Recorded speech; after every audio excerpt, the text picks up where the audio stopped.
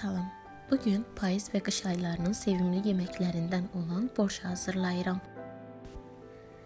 İlk olaraq 4 orta boy soğanı xırda-xırda doğrayırıq.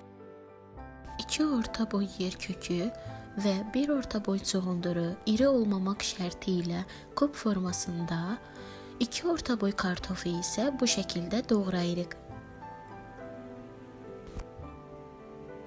Soğanları yağ əlavə etdiyim qazanda azca bişirirəm.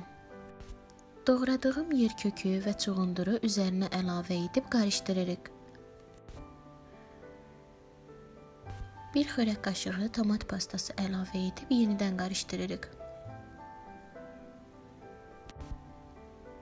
Kartofları da tökdükdən sonra biraz qovururuq.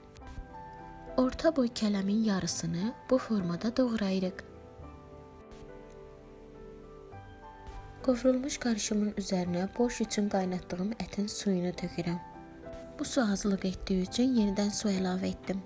Ədviyyat olaraq çay qaşığının ucunda sarı kök, pul biber, qara biber və 1 çay qaşığı duzdan istifadə etdim. Qeyd edim ki, ətin suyuna duz tökdüyüm üçün sonra əlavə edəcəyim duzun miqdarını az götürdüm. Zövqə görə 2 diş sarımsaqdan istifadə etdim.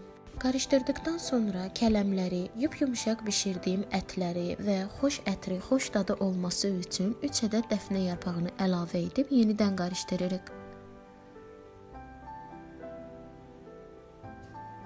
Yarım dəstə cəfərini xırda-xırda doğrayıb hazır olan borşa əlavə edib qarışdırıram. Son olaraq borşu 1-2 dəqiqə qaynadıb götürürəm.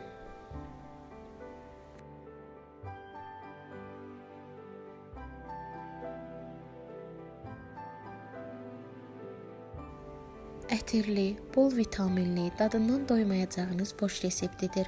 İzlədiyiniz üçün təşəkkür edirəm.